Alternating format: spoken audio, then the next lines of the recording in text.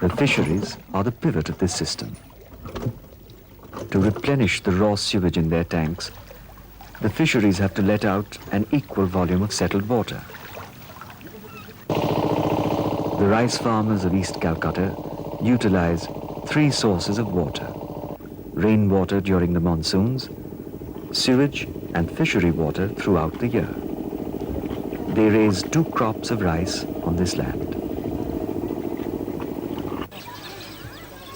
These links add up to a self-maintaining disposal system. The fisheries and farms lessen the volume of sewage and sludge in the municipal canals. When the canals dispose the sewage into the Kulti River, the sludge load is considerably reduced.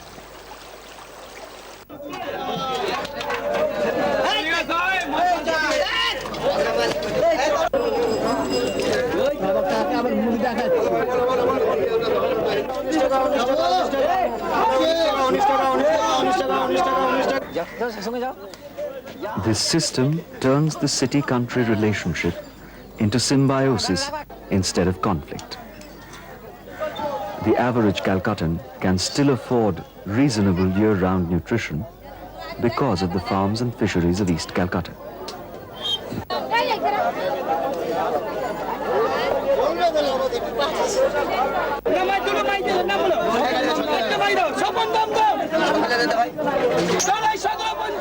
In the summer months, the wetlands are Calcutta's primary source of fresh fish. These fish and vegetable markets account for almost 20% of Calcutta's food supply. Can Calcutta do without them?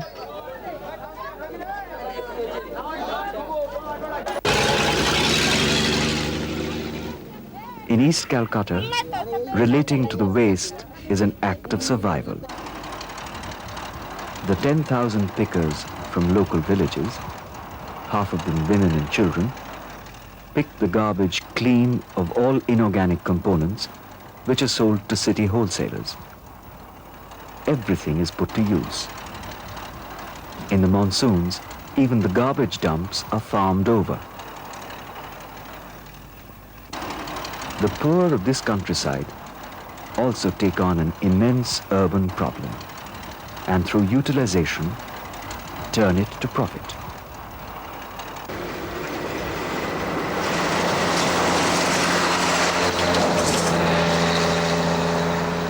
Intersecting city and country, the Eastern Bypass is the cutting edge of the city's eastward expansion.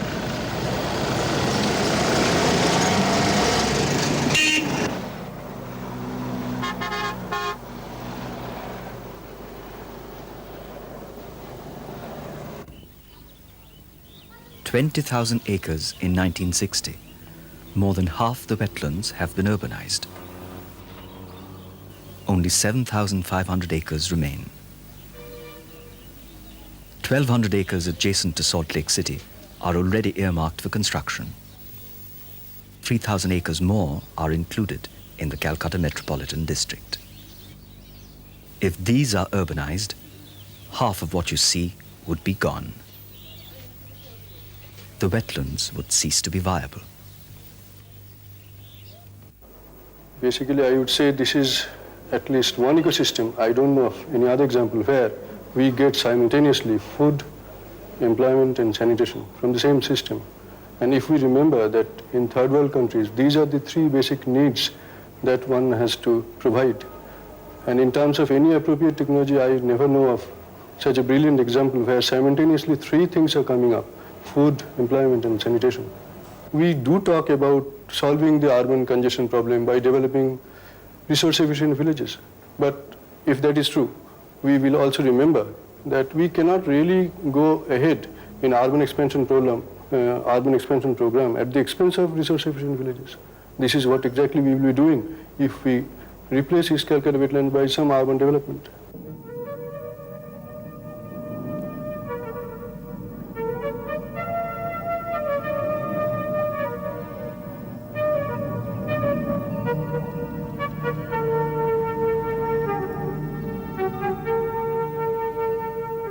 You're going to have to go in for other technological means of pushing up your sewage, cleaning your sewage and that kind of thing, because the entire system is designed to flow naturally to the east, right, and thereby into the river, right, and go through all the bheris and the fisheries, etc., etc. Right, so you're going to have to invest in a big way, right, because technology costs money. The Calcutta Corporation has already experimented with a sewage plant at Bantola, now abandoned.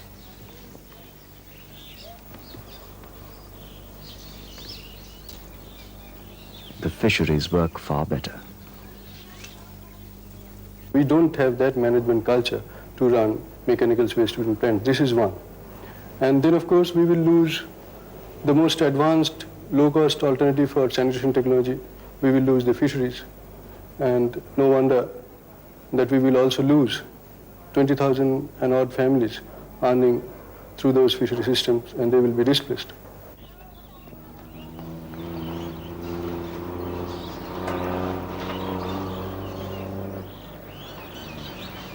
The location of important utilities and the construction of the East Calcutta Township at the southern end of the bypass means that the infrastructure for urbanization is in place. On either side of the bypass, the land has been acquired by the Calcutta Metropolitan Development Authority. It is history that where you have a railroad, where you have a highway, right, you are going to have growth, right? And the entire eastern part of Calcutta has been elevated from what was considered a garbage dump and outlet for sewage to prime real estate because of the existence of the Eastern Bypass.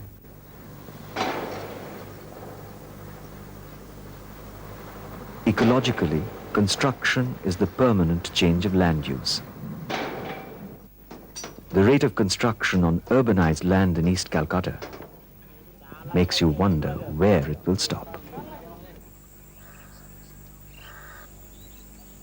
Theoretically, the entire East Calcutta area is under a notification that there can be no development because an outline development plan is being drafted by the CMDA, which represents the state government. So theoretically, that is not correct. It's not that chunks of land have been taken and given to real estate developers. No, that's not correct. The corporation notice prohibiting land sales is not easy to implement. But in practice, it has given a free rein to private developers so that they can create an atmosphere whereby they could hopefully make money in a big way later, and the smaller sharks who would today make money out of small little cooperatives or small little housing schemes which really have no sanction. The crux of the whole thing is that there is no protection.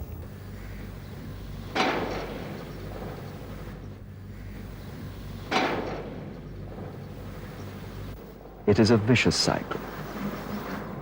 The city expands, and in the process, displaces more people that the city must absorb. Salt Lake City is built by people displaced by the expanding city.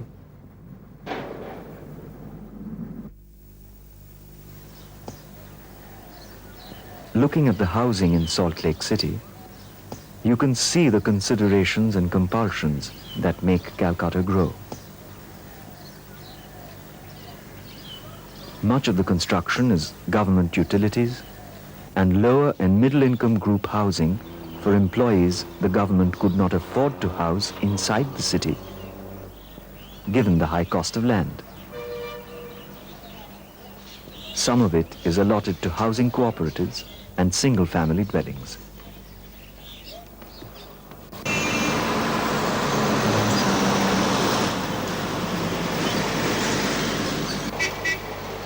The city can afford to grow only by expanding into the country.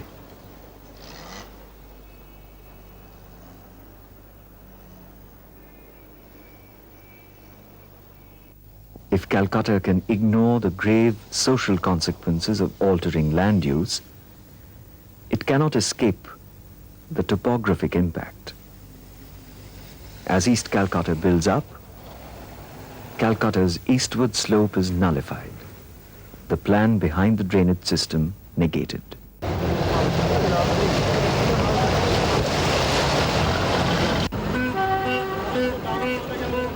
The city's already overloaded drainage system becomes chaotic each monsoon. Can cities grow forever?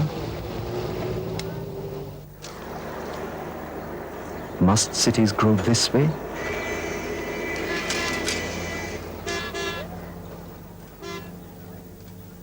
Number one is the economic reason. The cost of land in the city itself is very high. And we have got this area from the Calcutta Metropolitan Development Authority at the rate of 8,000 per kata, whereas the cost of land in the city itself will be something around 50,000 per kata. The total cost of the land acquired for this depot is about 3 crore of rupees. If we wanted to have this type of depot inside the city, the cost would have been about 18 to 20 crore. The basic question facing East Calcutta's villages is whether the Eastern Bypass will be the limit of urban expansion or a springboard for further growth. While the state government has to implement the urban expansion, it also has to take into account the insecurities of East Calcutta's villages.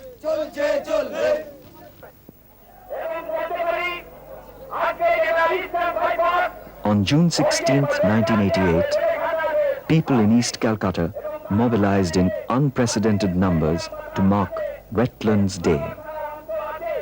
State cabinet ministers came to express their support. 10,000 acre জলাশয় বন্ধ হয়ে গেছে। কলকাতায় বৃষ্টি হলে জল জমে, আমরা অনেক রকম চেষ্টা করছি যাতে কলকাতায় জল না জমানো যায়, যাতে জল বের করে দেওয়া যায়, বৃষ্টি হলে যাতে কলকাতার মানুষকে দুর্ভোগ না পেতে হয়। কিন্তু যতই আমরা চেষ্টা করি না কেন, যদি এই জলাশয়গুলোকে ঠিকমতো আমরা সংরক্ষণ না করি, এই জলাশয়গুলোকে যদি আমরা বন্ধ করে ফেলি, নষ্ট করে ফেলি, তাহলে কলকাতা মহানগরীকে বাঁচানো যাবে না। এই প্রতিটি জলাশয় এই অঞ্চলে সম্পূর্ণ সংরক্ষণ করা উচিত।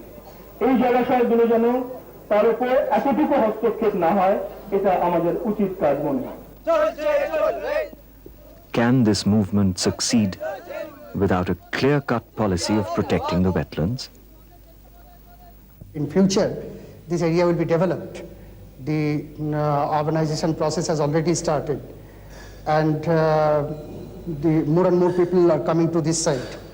So we can serve them also in future if this area becomes developed and congested. The question is, how much of the wetlands will go and when? The 800 acres considered most vulnerable to immediate construction include all Nolbon fishery, of which Char Nombor accounts for 150 acres. যে পশ্চিমবঙ্গের মাননীয় অর্থমন্ত্রী অসীম দাশগুপ্ত মহাশয় এবং আরও যারা ছিলেন সুন্দরবন উন্নয়ন দপ্তরের রাষ্ট্রমন্ত্রী রেজাক মোল্লা, তারা এটা বলেছেন যে জলাভূমি প্রয়োজন আছে, এই জলাভূমি রক্ষা করতে হবে।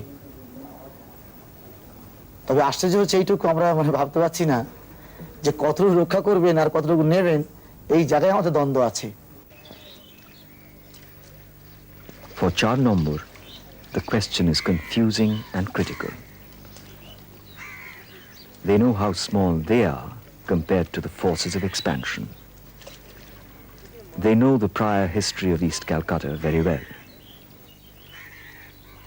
আমরাও শুনেছি যে বৃহত্তর স্বার্থে এগুলোকে ভরাট করে বাড়িঘর হবে কোঅপারেটিভ বেসিসে। তাই কোঅপারেটিভ হলে বা যে পরিকল্পনা গড়ে উঠবে ভরাট করার পর, সেই পরিকল্পনায় যা ফল বেরিয়ে আসবে, সে ফল আমরা ভোগ করতে পারবো বলে আমার মনে হয় না। The basic characteristic of all urban expansion is that the people who are displaced are never really rehabilitated. A few may find alternative shelter, but the jobs that are destroyed are rarely replaced. The people displaced by Salt Lake City have got little out of the Salt Lake electronic complex.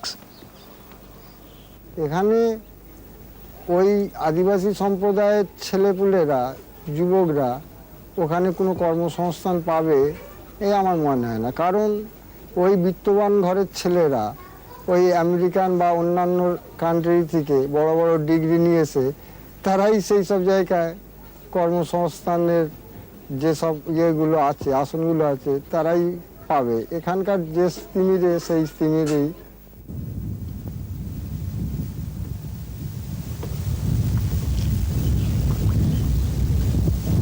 Rehabilitation remains a mirage. Urbanization makes traditional skills obsolete.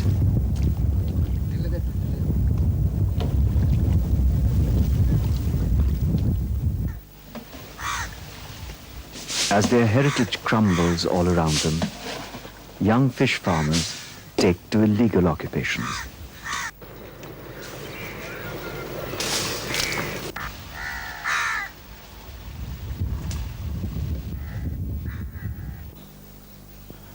The dairy complex on the southern end of the bypass poses questions about what we consider productive. 5 years after it was built, the expensive complex lies unused. A completely unproductive system has replaced a productive system that was perfectly in place.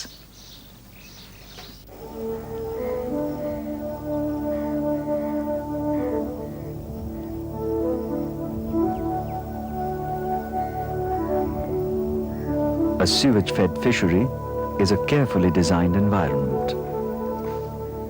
From the small nursery pond, through mid-sized ponds for fingerlings, to the large lakes for growing market-ready fish, the graded sequence of ponds holds a lesson about growth proportioned to the environment. The control and treatment of water is the heart of the fish farmer's technology.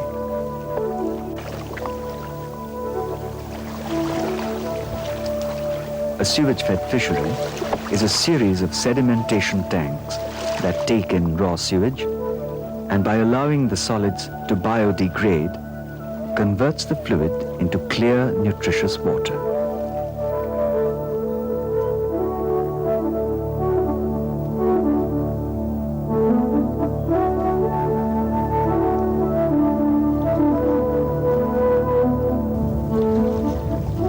Fisheries use simple local materials to control their environment, like this technique of dragging the nursery pond to clear it of predators before spawn is released.